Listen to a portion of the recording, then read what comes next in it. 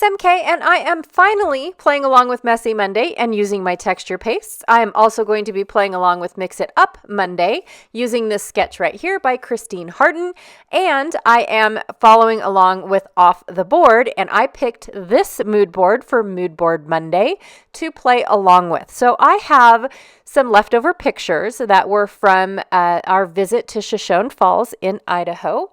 I've did a few of these pictures and whatnot using my Kit Conspiracy. No, it wasn't Kit Conspiracy. It was Counterfeit Kit. So these are a couple pieces left over from the Counterfeit Kit, except I added these bits and pieces from Pear Tree Cut Files.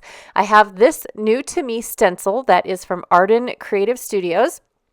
Designed by Katie Petite, and I'm going to be using this Nouveau in Bermuda Pink texture paste. Now, it is not open, and if you guys joined me for the last review of all of my texture pastes, I told you guys the ones that were not open, I was going to bring into videos to see if they were legit or not, and I could still use them because they had not been opened. So I have a couple rub-ons from the Crafty Garden by 49 and Market from my counterfeit kit from last month. I also had these 3D layered acetate stickers that I also got from 49 and Market, but I never touched in my kit. I have this Paper Rose Forest Trip paper number E that was also in my kit. I did add this Simple Stories. I'm just sharing with you guys both sides. I do plan on using the wood tree ring section. I did add this Simple Stories paper so I can matte my photos. I was running out of pieces and bits and whatnot to map my photos. So I did add this piece. It was not originally from the counterfeit kit, but it is Simple Vintage Essentials, and it's got this really cool collage on the back full of receipts and ads and things like that, but I'm going to use it for the gray. And then I have this piece here that was also not part of the original counterfeit kit, and it is from the same collection, Forest Trip, but it's paper number C. I do plan on using this gray side with the trees. And also not part of my counterfeit kit. Did I even use my counterfeit kit?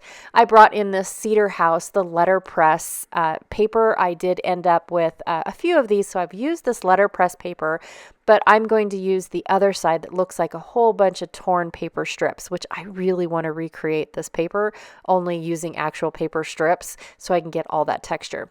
Okay, so I've also brought out some white cardstock, and I'm thinking it's going to be way too white. So I might bring in an ink dauber or my ink blending tool and some ink. I don't know just yet. I really need to do the mixed media first to see if it is too bright and vibrant and whatnot. So I didn't want to bring out cream because I really wanted to see what this texture paste looked like on white, because it's just a gorgeous peach color, even though they call it Bermuda Pink.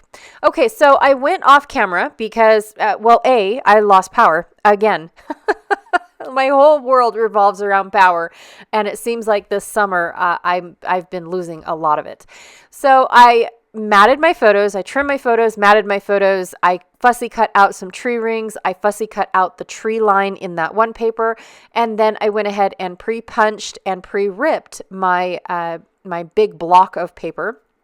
But it was too long, so I did need to rip it off some more, and I'm just using my edge distressor to go ahead and ruffle up that edge so it gives me that good dimension I'm looking for. And of course, I don't know, you guys, just the messiness that I like of it. That's one of the things that just makes me so happy when it comes to scrapbooking is I'm allowed to be messy. I'm allowed to not be perfect at all. And so if something doesn't get glued down straight, or if something, just doesn't fit quite right, it adds to the messiness. And it's just one thing that makes me happy because I can let go. I'm allowed to let go of perfection and just play with my products and my papers and all the good things. Okay, so when it comes to mixed media of any shape, size, kind, form, anything, this step right here is very important to me. I outline all the things. I outlined the larger pieces because I want the mixed media to go behind a couple pieces, but I don't want the mixed media to go behind so far that you really just wasted all your time and effort and creativity, and then you're discouraged because now it's not like now you can't see it, right? So I never skip this step. I try to, and then I just can't. I have to go back and actually outline all the things. So all my large pieces get outlined very faintly. As you can tell, you can barely see my lines. But now I know where to put my rub-ons, where to put my texture paste, where to do the inking, where to do all the stuff, because of the fact that I'm not going to put all this stuff behind my big pieces, and then I don't get to see them and enjoy them like I really wanted to. Another reason why I like to do this is because now I can divide and conquer what little I have of these amazing rub-ons, you guys. I am not going to lie. These rub-ons are fabulous. I'm a little upset. Or not really upset, but, I'm kind of sad. Sad is the best word to say it, that Katie Petite won't be doing any more of these types of rub-ons through 49 and Market. She did do a little bit of rub-on through Arden Creative Studios, but they just don't seem the same. They don't seem as much. They don't seem as grungy as what she was doing for 49 and Market. So just sad, just a tear or two or 12 when I run out of all of these beautiful rub-ons. So hopefully in the future, she does do a little bit more through Arden. And it just seems like she's doing smaller and smaller and smaller products when it comes to Arden, but it's okay. So I fast forwarded through all of my rub-ons because A, the camera shook and it was just terrible footage. And B, my hand went so fast, I wasn't sure if it was going to make some people sick. And C, it's just rubbing rub-ons. So I laid them all out so you guys got to see where they all went, and that is exactly what I did. Was I just put them exactly where I had them laid out. Now, one of the really cool things about mixed media, whether you're using ink, texture paste, anything through a stencil, you do not have to use the entire stencil. That is one of the things that I stress about so much, is you do not need to use your entire stencil. In fact, that's what appeals to me the most, is the imperfection, again, of using stencils and making a mixed media background, a messy background, is the fact that it does not have to be absolutely perfect. I love it. So I'm just going to go ahead and rub this amazing texture paste. I'm not gonna lie, this stuff is so smooth. I don't know if Nuvo has come out with a new formula. I don't know. I'm not gonna jump on that bandwagon, really. I'm gonna see, now that it's open, I'm gonna see how many times I can use this color, because it's beautiful, by the way, before it dries out, is what I'm trying to say. But I squealed like a little girl. It was so perfect. Look, I'm sharing with Janet. See what I made, Mom? No, I'm just kidding. I was talking on the messenger with Janet, and I was just so impressed with this, with how it laid out. Normally, I have to smush really super hard to get Nuvo to go through a stencil. That was one of the things I was going to talk to you guys about, is that some texture paste you have to put a lot of effort to get into stencils. Some texture paste you can't even use a stencil, and it's just like a swatch of a background. It just depends on the manufacturer, the texture, the works, right? All of it. And so I was squealing like a little girl because this A, went through my stencil beautifully, and B, it's just beautiful. It's a beautiful color. It turned out just gorgeous. I can't wait to see the layout together, because I'm so excited with how this is coming out. Okay, so I don't know what color was originally on my blending tool. I thought that I had the right color out, and when I went to go dab it in, clearly it wasn't. So now I have to go through all of it all over again. and darken it because whatever color I had was a little on the light side, and I whoopsied and made it darker than I was expecting it, but it'll be fine. So I did need to trace the top and the bottom of my big giant notebook paper because I didn't have that done yet, and I didn't want to over ink, and I really did think I wanted to leave that white space because I did leave the white border on my photos. And then, of course, I'm going to bring in a couple other white elements that I think will help with the fact that I have a white background. I really do. So if not, I will go back to inking the edges and doing the inking and softening that bright white. But in the meantime, this is where I'm going to stick it.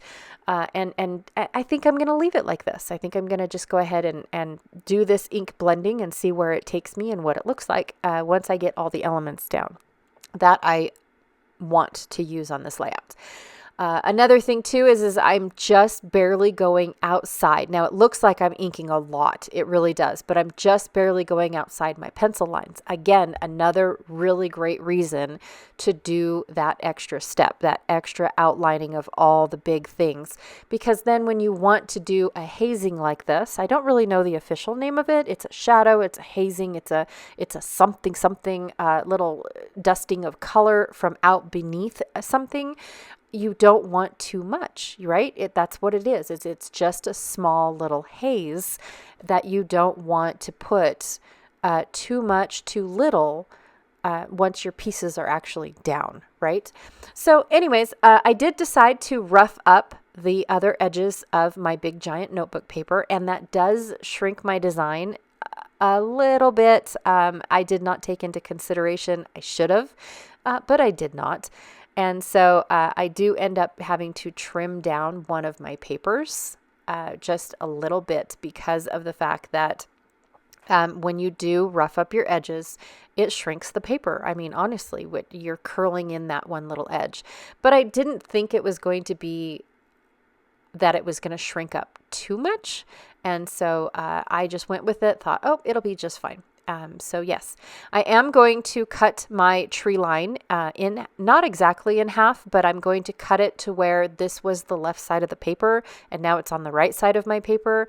And so I did not want, really the big trees looked great behind my large photo and you could still see a lot of them. And so that was what I was thinking, but I didn't want my photo to be on the left side, my larger photo on the left side, because then it would have been going into the dip of the tree line, if that makes any sense. And so, so I just decided I'm going to reverse the paper and have it go the way I need it to go, which was the larger tree over next to my larger photo. So yes, I reversed the paper. In a way, I have no idea.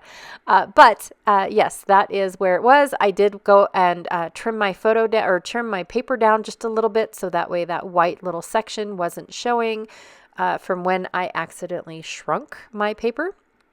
But nobody's going to notice except for when you put the two pieces of paper or the two backgrounds on top of each other. And then you can see that 1/16 or 1/8 of an inch gone. But nobody's going to do that, right? I don't think so. All right, so I'm going to go ahead and glue all of my papers down. I did distress the edges of my gray photo mat, again, just to give it that depth and dimension because I wasn't really sure exactly how much dimension I'm going to be putting on this layout. It's one of those things where I pick out all these elements and I really don't realize what I have until I start putting the layout together. So sometimes all I have is paper and stickers and it's very flat. And then all I have to do is rough up the edges and bam, it's no longer flat, or add a foam dot or something like that. So I'm putting my large tree rings where I see the, what are those called? Circular splotches in the sketch. So she's got one up at the top for what says cool title. It just makes me smile that she put down a cool title. Not a lame title, you guys, a cool title. Hopefully my title matches what is cool.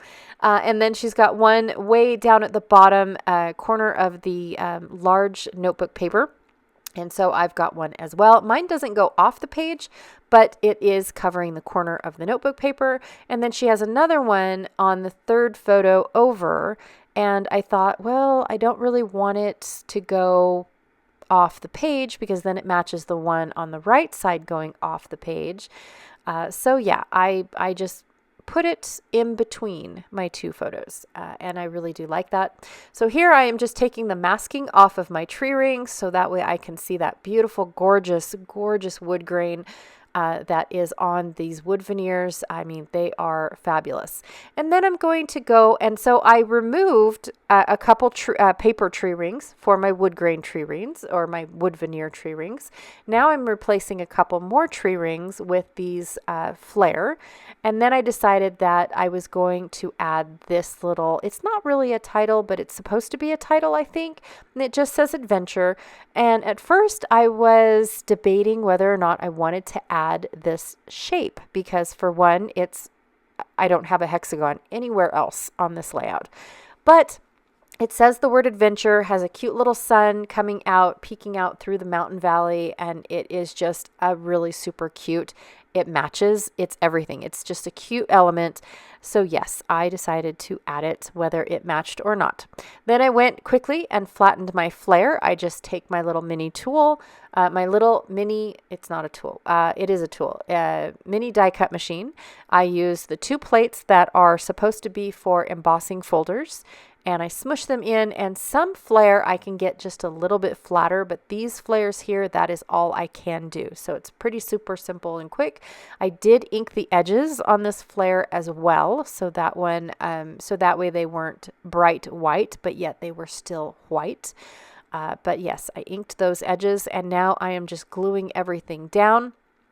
Here is my cool title. It says, "Love this adventure," because I did, but I didn't like the word adventure being see-through. I felt like I could see everything, and I was needing it to be popped up, and I didn't know how to do that while it was see-through. So I'm going to go ahead and just take this little flap from a glassine envelope that I had handy in my counterfeit kit, and go ahead and just fussy cut it out really fast, and it was perfect. And so then I'm going to take some super skinny foam strips that I'm cutting from these Stampin' Up! Foam dimensionals and put them in between all of my letters. So I have the word adventure, and I'm just using all the upright letters to go ahead and put this on there. And then some of the word is going to sit on the dimensional acetate leaves here. So I don't really need to put a lot of foam over there, but I did want to foam it up at the top so that way it kind of didn't tip down, if that makes sense. So I'm going to add the word adventure really quick. This glassine bag was super stiff too, almost like, I think it was vellum more than glassine because it didn't feel like a paper. It felt more like vellum. So love this. I didn't really like how it strung out. So I'm going to take the word love. I have the word love and this, and I'm going to stack them a little bit more so that way love doesn't stick out too far. And then there is my super cool title. At least I hope it is. We can all vote on it later. But I hope it meets the satisfaction that Christine says in her sketch of having a cool title. And then I realized that I needed a little bit more down in the other clusters, and Janet suggested to put tiny word stickers. So that is what I am looking for. I do try to take out me reading all of these words. I don't know why, but I just can't I have to read every single word. I can't just glance at them, especially when it comes to these, they're called small talk, and it's almost whole sentences. Well, technically they are whole sentences. And so I definitely need to read those because sometimes I'll pick one out and then it's like, wait, why did I pick this out? That really doesn't go with it because I didn't finish reading it, right? Only a couple key words stuck out. So I'm just trying to pick out words that are encouraging to keep going and enjoy life, things like that. So I did pick out two of the tiny small words. are from Prima, and then the other 2 are from Tim Holtz. And that is my layout for today, you guys. I am super stoked and super happy with how this layout turned out. I was definitely inspired, even though my off the board mood board was beach related. It still gave me an outdoor feel and all that, especially with the blue sky in my photos. And so I really felt like this was the perfect mood board for this particular layout. And I added that peach in there. I think that that's what really brought everything together, because you can kind of see that orangey peach on the ends of the leaves, the neon green leaves. And so I'm super happy with how it turned out. I can't say that enough. All right, you guys, thank you so much for hanging out with me today. I really, truly appreciated it. I had a blast creating this layout for you guys and seeing what it was that I could do. Christine, thank you so much for such an awesome sketch. I had a blast playing with that as well. Don't forget to check out all the links that I have down below. I have a playlist for Off the Board, a playlist for Mix It Up Monday, and a playlist for Messy Monday. And then down in the description boxes, there's just one box. I have Facebook groups, so you guys can go check out the Mix It Up Mondays if you want to join us over there, and Off the Board groups, and then of course the groups that Janet and I host. I've got those listed down below as well. All right, again, thank you so much, and I'll check you guys all later. Bye.